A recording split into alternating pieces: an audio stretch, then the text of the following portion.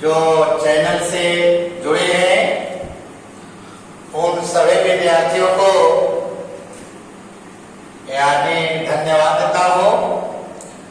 और वे सभी विद्यार्थी जो चैनल से अब तक जुड़े हैं उन सारे विद्यार्थियों से मैं आग्रह करूंगा कि आप लोग और अपने दोस्तों को इसके बारे में मैसेज करें और उससे भी अपना चैनल का नाम बताएं, उन्हें भी चैनल का फायदा लेने के लिए बोलें।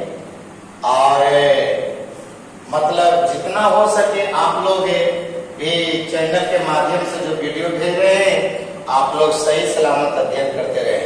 ठीक है, तो चलिए आज की क्लास भी फिजिक्स की क्लास है और फिजिक्स की क्लास में कल जो वीडियो आप लोग के भेजा वह एक नया टॉपिक लेकर के आए थे जिसका नाम था चार्ज। क्या नाम था? चार्ज। अब चार्ज हमेशा आप लोग बोला करते हैं, नहीं जी, कभी कल बोलता है कि बैटरी चार्ज करना है। तो बैटरी चार्ज करना है यानी कभी कभी लगता होगा कि चार्ज क्या होता है। तो चार्ज की कहानी हमने कल बताए, पूरी स्टोरी आप लोगों को सिखाया नहीं। तो कल तक हमने यही सीखे कि अगर किसी वस्तु को आवेशित करना हो, ठीक है, ऐसे तो बताए कि दुनिया का जितना पदार्थ होता है ऐसे स्वतंत्र अवस्था में अगर छोड़ा जाए तो उसे हम लोग अनावेशित कहते हैं या उसे उदासीन कहते हैं। ठीक है, तो कल हमने जो आप लोग को बताए कि किसी वस्तु को अगर आवेशित करना हो, चार्जेज करना हो, तो चार्ज करने के लिए उसे किसी वस्तु से रगड़ना होगा। मैंने बता रहे थे कि गुलाम ने भी यही बताया कि अगर दो वस्तुओं को आपस में हम रगड़ते हैं तो रगड़ने पर बताओ उसमें यानी आवेश उत्पन्न हो गया था।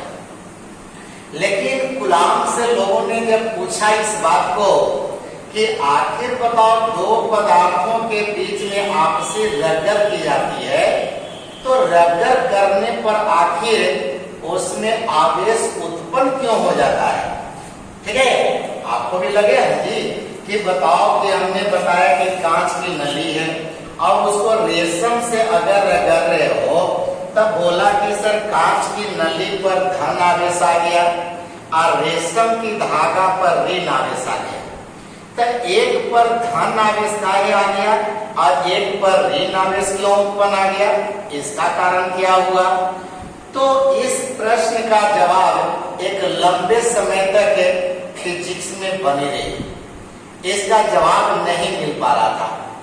लेकिन जब पदार्थ की संरचना, उसकी बनावट पर जब अध्ययन केमिस्ट्री के माध्यम से किया गया तब कुछ और निष्कर्ष निकलने लगा।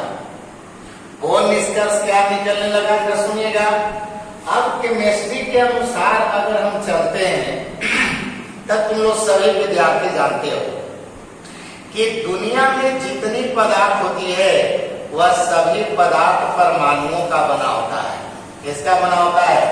यही जानते हो ना कि पदार्थ जो होता है वह पदार्थ जो होता है देखिए परमाणुओं का बना होता है ना, परमाणुओं का यानी बना होता है।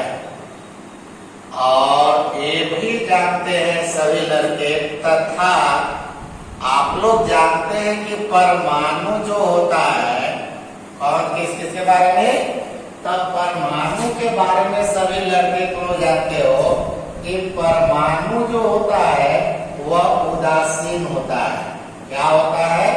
उदासीन, जिसको हम लोग कहते हैं अनावेशित। क्या बोलते हैं? अनावेशित कहते हैं, अर्थात बोलता है चार्जलेस। क्या बोलते हैं? यानी चार्जलेस होता है। ठीक है, तो ये उदासीन होता है। ठीक है, और इसके कारण तुम लोग भी पहले से जान रहे हो, है ना, केमिस्ट्री के आप लोग स्टूडेंट हैं तो ये भी जानते हैं कि परमाणु में बताया, याद होगा तुम लोग के कि परमाणु में यानी इलेक्ट्रॉनों की संख्या, किसकी संख्या? इलेक्ट्रॉनों की संख्या तथा यानी कहता है कि प्रोटॉनों की संख्या, किसकी संख्या? प्रोटॉनों की संख्या यानी समान होते हैं, ठीक है। संख्या अर्थात आप लोग कहते हैं क्या चीज बोलेगा? अर्थात ये भी कर सकते हो कि देखा गए धन आवेशों की संख्या, किसकी संख्या? यानी धन आवेशों की संख्या, और एवं कहते हैं, ठीक है, यानी ऋण आवेशों की संख्या, ठीक है, ऋण आवेशों की संख्या यानी समान होते हैं। समझिए क्या होते हैं? समान होते हैं। समझेगा सब लड़के? तो यहाँ तक तो हम लोग केमिस्ट्री से भी जानते रहते हैं, ठीक है ना, कि दुनिया में चाहे वह कांच की नली हो, एवोनाइट हो, ऊन हो, रेशम हो, कुछ भी हो, कंघी है, बाल है, एक दुनिया की कोई भी पदार्थ को अगर लेके चलते हो तो हम लोग यही कहते हैं कि ये सारे पदार्थ परमाणुओं का बना होता है। और परमाणु के बारे में हम लोग जानते हैं सभी कि परमाणु जो होता है अनावेशित होता है, मतलब परमाणु पर कोई आवेश नहीं होता है। क्यों नहीं होता है? तो इसका जवाब यही देते हो कि परमाणु में तो ऐसे मौलिक तीन होता है, इलेक्ट्रॉन होता है, प्रोटॉन होता है और न्यूट्रॉन होता है। तो न्यूट्रॉन पर तो कोई आवेश होता नहीं है, तब बाकी बच गया दो।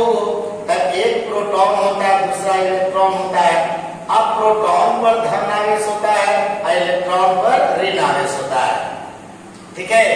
अब दोनों पदार्थ में जानते हैं कि किसी पदार्थ के परमाणु हो, उस परमाणु में जितना इलेक्ट्रॉन होता है उतना ही प्रोटॉन होता है। क्या होता है? जितना इलेक्ट्रॉन होता है उतना ही प्रोटॉन होता है। मतलब कि जितना उसमें धन आवेश होता है उतना ही ऋण आवेश होता है। तब होता क्या है? जब यहाँ पर समझिए कि जितने भी पदार्थ में परमाणु जो होता है वह परमाणु का नेचर, उसकी प्रकृति एक समान नहीं होता है, याद रखिएगा। मतलब वह जितने भी पदार्थ ले लेकर के आपस में रगड़ते हो तो समझिए कि आप पदार्थ में रगड़ नहीं कर रहे हैं, बल्कि उस पदार्थ में जो परमाणु है वो परमाणुओं के बीच में आप रगड़ कर रहे हैं, ये समझिएगा। अब जैसे दो पदार्थ के बीच में रगड़ या घर्षण करते हो तो ऐसी स्थिति में उस परमाणुओं का गति ऊर्जा बढ़ जाती है। क्या बढ़ जाता है? बढ़ जाता है। अब वहां पर देखिए, जब उस परमाणु की ऊर्जा जब बढ़ने लगती है तब उस परमाणु के भीतर में जो इलेक्ट्रॉन होता है वह इलेक्ट्रॉन की ऊर्जा बढ़ने लगती है। और जब इलेक्ट्रॉन की ऊर्जा बढ़ने लगती है तब ऐसी स्थिति में एक पदार्थ से इलेक्ट्रॉन निकल करके और दूसरे पदार्थ में जाने लगता है। समझ रहे हो? दोनों पदार्थ में जब आपस में रगड़ करने लगा तो रगड़ के कारण वह जैसे घर्षण करने लगा तो घर्षण जब होने लगा तब दोनों पदार्थ के परमाणुओं के बीच में इलेक्ट्रॉनों का स्थानांतरण होने लगा। अब स्थानांतरण का मतलब कि एक पदार्थ के परमाणु से इलेक्ट्रॉन निकलकर वह दूसरे पदार्थ के परमाणु में जाने लगा। अब दूसरे पदार्थ के परमाणु में इलेक्ट्रॉन जाने लगा तो मतलब है कि एक पदार्थ के परमाणु में इलेक्ट्रॉन घटने लगा और दूसरे पदार्थ के परमाणु में इलेक्ट्रॉन क्या होने लगा? बढ़ने लगा। तो जिसमें इलेक्ट्रॉन बढ़ने लगा एक मतलब कि प्रोटॉन की अपेक्षा इलेक्ट्रॉन बढ़ गया। अब प्रोटॉन की अपेक्षा इलेक्ट्रॉन बढ़ गया एक मतलब उस पर ऋण आवेश उत्पन्न हो गया और दूसरा पदार्थ पर देखिए धन आवेश उत्पन्न हो गया। तो यहाँ पर कह सकते हो कि यानी घर्षण के कारण, याद कीजिएगा कि जब दो पदार्थों, ठीक है, यानी जब दो पदार्थों के बीच, ठीक है, बीच यानी घर्षण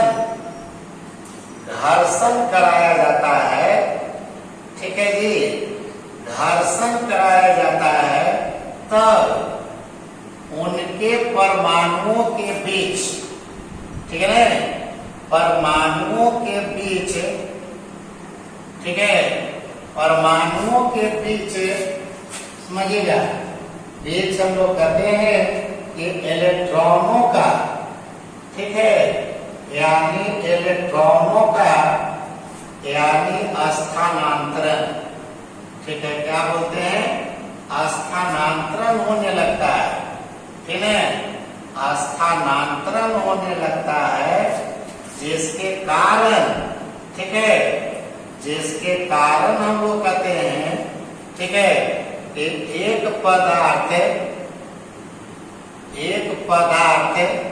के परमाणु में, ठीक है, एक पदार्थ के परमाणु में यानी इलेक्ट्रॉन की कमी तथा, ठीक है, यानी तथा कहिएगा कि दूसरे, ठीक है, दूसरे पदार्थ के यानी परमाणु में, ठीक है, परमाणु में यानी इलेक्ट्रॉन की वृद्धि होने लगता है, ठीक है, वृद्धि होने लगता है, ठीक है, हाँ, क्या होने लगता है, अब दो पदार्थों के बीच में जब घर्षण करने लगते हो तो ऐसी स्थिति में उन पदार्थ के परमाणुओं के बीच में, आपको तो लग रहा है कौन चीज, कि हम दो पदार्थ को ऐसे रगड़ रहे हैं, लेकिन हकीकत क्या है, वह पदार्थ को तो तुम रगड़ ही रहे हो, लेकिन पदार्थ बना कौन चीज से, परमाणु से। एक मतलब कि आप परमाणु के बीच में रगड़ कर रहे हो, अब परमाणु के बीच में रगड़ कर रहे हो, इसका मतलब कि उस परमाणु को आपने एक एक्सटर्नल एनर्जी दे रहे हैं। अब जैसी बाहरी ऊर्जा उसको मिला तो उसका जो इलेक्ट्रॉन होता है, वह इलेक्ट्रॉन एक पदार्थ के परमाणु से निकल करके और दूसरे पदार्थ के परमाणु में जाने लगा, जिसके कारण एक पदार्थ में इलेक्ट्रॉनों की संख्या घटने लगा और दूसरे में इलेक्ट्रॉन की संख्या बढ़ने लगी। बात समझ रहे हो, तो जिसमें से इलेक्ट्रॉन निकल गया उसमें इलेक्ट्रॉन की अपेक्षा प्रोटॉन बढ़ गया, और जिसमें इलेक्ट्रॉन प्रवेश कर गया उसमें प्रोटॉन की अपेक्षा इलेक्ट्रॉन बढ़ गया। तब यहाँ इलेक्ट्रॉन बढ़ गया और इलेक्ट्रॉन पर जाते हो कि ऋण आवेश होता है। कौन आवेश? ऋण आवेश। एक मतलब कि एक पदार्थ पर धन आवेश उत्पन्न हो गया और दूसरे पदार्थ पर ऋण आवेश उत्पन्न हो गया। तो हार्मोनिक पूछेगा कि आवेशन, मान आवेशन का मतलब आवेश उत्पन्न होने की क्रिया को कहते हैं। तो आवेशन का आधुनिक कारण पूछेगा, आधुनिक सिद्धांत बोलेगा, तो आधुनिक सिद्धांत में आप लोग ये सारा बात बताइएगा। तो यहाँ पर यही कहा कि इलेक्ट्रॉन की कमी और दूसरे पदार्थ के परमाणु में इलेक्ट्रॉन की वृद्धि होने लगता है, ठीक है, वृद्धि होने लगता है। इसी कारण से, ठीक है, इसी कारण से हम लोग कहते हैं कि इसी कारण से, माने जिसमें इलेक्ट्रॉन की कमी होने लगी, तो इसी कारण से यानी पहली पदार्थ, ठीक है, पहली पदार्थ पर यानी धन आवेश, ठीक है ना, धन आवेश तथा, ठीक है, यानी दूसरे पदार्थ पर यानी ऋण आवेश यानी उत्पन्न होता है। बात समझ गए? यानी ये जब आधुनिक सिद्धांत में जब पहुंचे तो हकीकत में जवाब यही से मिला। पहले तो हम लोग के जवाब ऐसे मिला, खाली यही मिला ना जी कि दो पदार्थ के रगड़ करवाओगे तो दोनों पर आवेश उत्पन्न होगा। अब हम लोग से कारण पर पूछेगा तो आवेश उत्पन्न काहे होगा, तब उस स्थिति में फिर हम लोग जवाब नहीं दे पाते हैं। लेकिन ये बात अगर तुम लोग किसी को बताते हो, जैसे कि मान लेते हैं कि आपने कहते हैं कि आइए मान लेते हैं कि एक पदार्थ आपका ए हो गया, ठीक है, और दूसरा पदार्थ मान लेते हैं कि चलिए एक पदार्थ ए हो गया, बी हो गया। अब बताओ दोनों पदार्थ को आपस में ले करके आपने रगड़ किया, ठीक है। मानते हैं इस तरह से आपने एक पदार्थ भी ले लिया। अब दोनों पदार्थ के बीच में क्या करने लगा, घर्षण कर रहे हो। तब जब दोनों पदार्थ के बीच में हमने क्या किया, यानी घर्षण किया। अब ऐसी स्थिति में ये देखना है कि ए में से इलेक्ट्रॉन बी में जा रहा है कि बी में से इलेक्ट्रॉन ए में आ रहा है। जबकि पहले से ए में भी इलेक्ट्रॉन प्रोटॉन बराबर बराबर था और इसमें भी इलेक्ट्रॉन और प्रोटॉन दोनों बराबर बराबर था। अब मान करके हम चलते हैं, ठीक है, कि ए जो है यहाँ पर यानी ए से यानी इलेक्ट्रॉन बी में यानी प्रवेश करता है। किसमें करता है, बी में प्रवेश करता है। कहां से निकला है, ए से निकला है। अब ए से इलेक्ट्रॉन निकला और ये इलेक्ट्रॉन कहां जाने लगा, बी में जाने लगा। तब ए से इलेक्ट्रॉन बी में जाने लगा, इसका मतलब कि ए में इलेक्ट्रॉन की कमी होने लगेगी। क्या होने लगेगा, कमी होने लगेगा। तब ए में बताओ इलेक्ट्रॉन प्रोटॉन पहले से क्या था, बराबर। ये बता देना कि परमाणु में इलेक्ट्रॉन प्रोटॉन दोनों क्या होते हैं, बराबर बराबर। अब ए में से इलेक्ट्रॉन किसमें जा रहा है, बी में। तो एक मतलब कि आपने ए में कहिएगा कि ए में यानी नंबर ऑफ प्रोटॉन जो होगा वह नंबर ऑफ इलेक्ट्रॉन की अपेक्षा बढ़ जाएगा कि नहीं बढ़ जाएगा। आप जानते हैं कि परमाणु में यानी किसी भी तत्व हो, कोई भी पदार्थ है, तब परमाणु में हमने बताया है दोनों के कि यानी जितना होता है देखिए प्रोटॉन उतना ही कौन होता है, इलेक्ट्रॉन होता है। मतलब प्रोटॉन पर कौन सी पॉजिटिव चार्ज होता है, तब कहता है कि नंबर ऑफ यानी पॉजिटिव चार्ज और नंबर ऑफ नेगेटिव चार्ज ये दोनों बराबर होता है।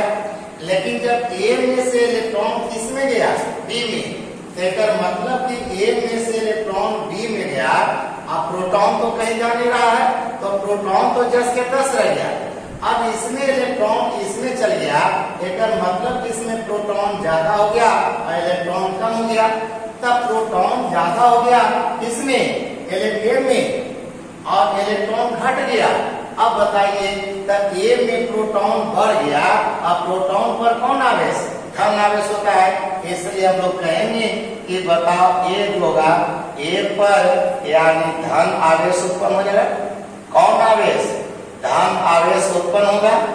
अब बताओ तब ए में से इलेक्ट्रॉन किस में गया, बी में गया। एक मतलब कि तब बी में कहोगे कि सोचिए बी में इलेक्ट्रॉन बताइए जब जाने लगा, अब प्रोटॉन तो 10 के 10 है।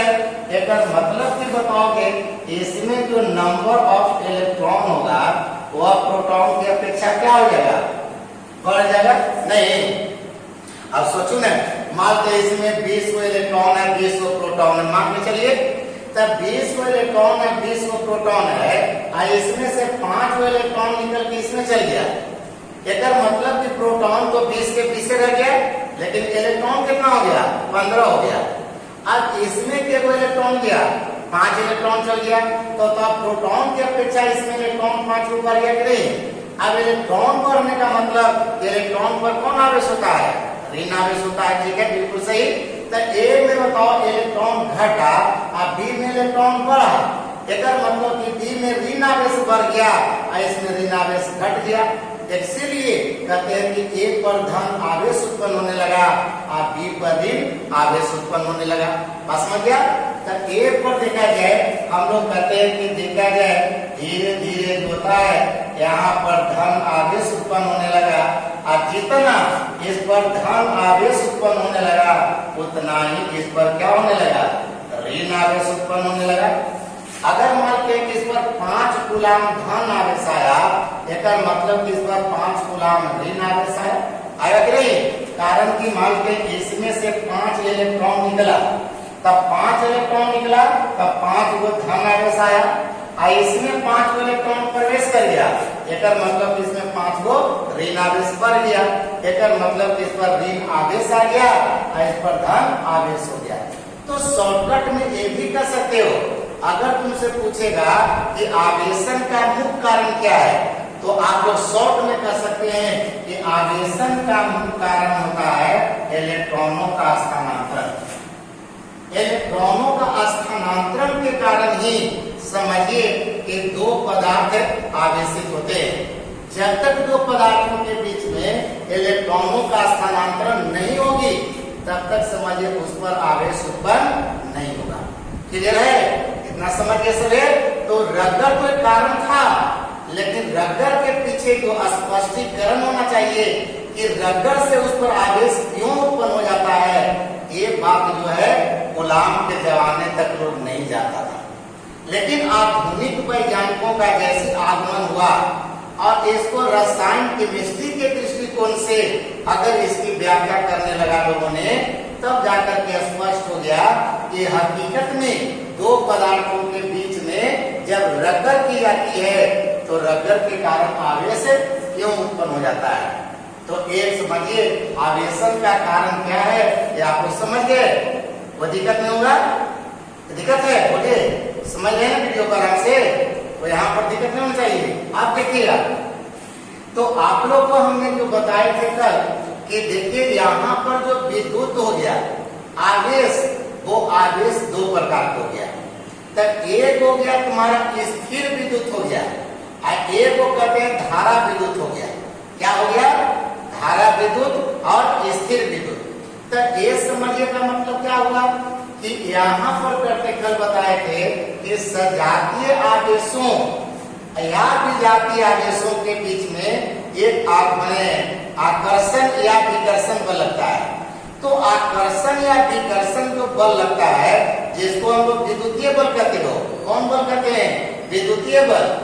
तब एक विद्युतीय बल जो होता है किन किन बातों पर निर्भर करता है, इसी पर थोड़ा सा कूलाम ने आकर के फिर यहाँ पर नियम लिखा। समझिएगा, तब कूलाम ने यहाँ पर आकर के जो नियम लिखा वह नियम जो है वह कहलाया, देखिए कूलाम का नियम कहलाया। क्या कहलाया? कूलाम का नियम। तब कूलाम का नियम में देखा जाए यानी कि यही बताया गया कि अगर मानते हैं कि देखा जाए, जैसे कि मानते हैं कि चलिए यहाँ पर दो आवेशित वस्तु ले रहे हो, मान लेते हैं कि चला जाए एक वस्तु ए है और एक वस्तु मान लेते हैं कि चला जाए एक वस्तु देखा जाए बी है। ठीक है? अब कहता है ये दोनों पदार्थों के बीच मान लेते हैं कि ए भी आवेशित है और ए भी आवेशित है।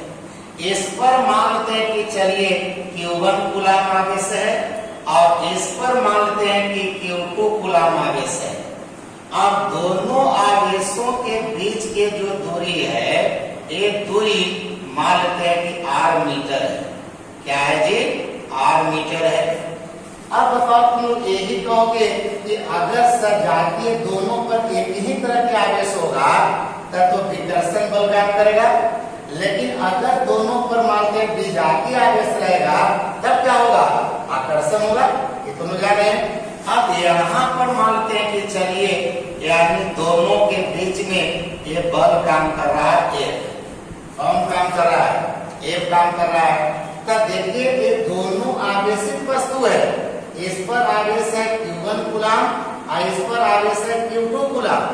तो कहता है कि दो आवेशित कणों, समझिए यानी दो आवेशित कणों, ठीक है ना, यानी कणों के बीच, कणों के कतार के बीच, ठीक है, बीच लगने वाली यानी विद्युत बल। ठीक है? अब यहाँ पर जो विद्युत जो बल होता है, ठीक है, ये विद्युत बल में कोई भी बल हो सकता है, आकर्षण भी हो सकता है या विकर्षण भी हो सकता है। ये निर्भर करता है कौन सी पर? आवेश पर। अब यहाँ पर समझिए कि आपने कहा कि या तो देखा जाए आकर्षण हो सकता है या तो देखा जाए विकर्षण हो सकता है। बात समझ रहे हो ना? तब कहते हैं यही कि ये जो आकर्षण या विकर्षण जो बल होता है, ये बल, इसको आपने क्या मान लिया? F। तो कहता कि दो आवेशित कणों के बीच लगने वाली जो विद्युत बल होता है, वह बल यानी F यानी दो बात पर निर्भर करता है। पहले तो कहते हैं कि एक दोनों कण पर जो आवेश होता है वो आवेशों के गुणनफल के समानुपाती होता है। यानी कहोगे कि एक वैरेज, ठीक है ना, एक वैरेज कहते हो कि Q1 इंटू Q2 होता है। और तथा दूसरा जो हम लोग कहते हैं कि आपका जो F होगा ये कहता इनवर्सली प्रोपोर्शनल यानी R स्क्वायर होता है। मतलब कहता कि दो आवेशित कणों के बीच लगने वाला विद्युतीय बल कहता है कि आवेशों के गुणनफल के समानुपाती होता है या अनुक्रमानुपाती होता है और उनके बीच की दूरी के वर्ग के व्युत्क्रमानुपाती होता है। मतलब कि जैसे जैसे आवेश का परिमाण बढ़ेगा, मानते हैं कि शुरू में आपने 1 कूलाम लिया, बाद में 2 कूलाम कर दिया, बाद में मानते हैं यहाँ 5 कूलाम, यहाँ 10 कूलाम कर दिया, या यहाँ 10 कूलाम, यहाँ 20 कूलाम कर दिया, ठीक है। तो जैसे जैसे आवेश बढ़ेगा वैसे वैसे दोनों के बीच में लगने वाला आकर्षण या विकर्षण बल का मान बढ़ते जाएगा। याद रखिएगा, जैसे जैसे आवेश का परिमाण बढ़ेंगे वह विद्युतीय बल का मान भी बढ़ता जाएगा। और दूसरा कि जैसे जैसे दोनों के बीच की दूरी यानी घटता जाएगा तब बल बढ़ता जाएगा। व्युत्क्रमानुपाती माने उल्टा बोलना है कि जब दूरी बढ़ेगा तब बल घटेगा और दूरी घटेगा तब बल बढ़ेगा। मतलब कि जब दोनों के बीच की दूरी कम होगी तब बल ज्यादा लगेगा और जैसे जैसे हम इसको दूर हटाएंगे बल का मान घटता जाएगा। उल्टा बोलना है, एक बार बोलना है सीधा कि अगर आवेश का परिमाण बढ़ेगा तब बल का मान भी बढ़ेगा, आवेश का परिमाण घटेगा तब बल घटेगा। लेकिन दूरी के साथ बोलना है तो उल्टा बोलना है, अगर दूरी घटेगा तब बल बढ़ेगा और दूरी बढ़ेगा तब बल घटेगा। तो समझिए कि दो आवेशित कणों के बीच लगने वाली यानी विद्युतीय जो बल होता है ये दो बात पर निर्भर करता है। पहला आवेशों के परिमाण पर और दूसरा उनके बीच की दूरी पर। यही दोनों पर निर्भर करता है विद्युतीय बल। कौन बल? विद्युतीय बल। अब यही से अगर तुम लोग कहोगे तो कह सकता है कि F यानी वैरेज कहेगा Q1 इंटू Q2 और इंटू 1/R स्क्वायर। इसलिए हम लोग यहाँ पर कहेंगे कि F बराबर देखिए बोलते हैं K इंटू होता है Q1 इंटू Q2 और बटे में होता है R स्क्वायर। ठीक है। अब यहाँ पर कह सकते हो कि जहाँ K जो होता है बोलेगा ना कि जहाँ K एक स्थिरांक है, जहाँ K क्या है जी? एक स्थिरांक है और इसी स्थिरांक को कूलाम नियतांक कहा जाता है। कौन नियतांक कहते हो? कूलाम नियतांक कहते हो। तो यहाँ पर जो K होता है इसी को हम लोग कहते हैं कूलाम नियतांक। समझ रहे हैं? तो यहाँ पर दिमाग में रखिएगा कि यहाँ पर जो हो गया F बराबर क्या बोल दिया कि K इंटू हो गया Q1 इंटू Q2 और बटे में हो गया R स्क्वायर। तो K जो हुआ इसी को कहते हैं कूलाम नियतांक। कौन सी कहते हैं? कूलाम नियतांक कहते हैं। अब कूलाम नियतांक का अगर मान निकालना हो तो K बराबर क्या फॉर्मूला कर सकते हो? तो यहाँ से हो जाएगा F स्क्वायर हो जाएगा और यहाँ से Q1 इंटू Q2 हो जाएगा। ठीक है। अब यहाँ से K का अगर मात्रक अगर निकालना चाहोगे तो देखा जाए क्या कहिएगा? तो यहाँ पर तो न्यूटन हो गया, यहाँ पर वर्ग मीटर हो गया आप प्रति वर्ग कूलाम कहिएगा। सी का मतलब क्या चीज, तब कूलाम इनटू कूलाम, तब कूलाम स्क्वायर हो गया।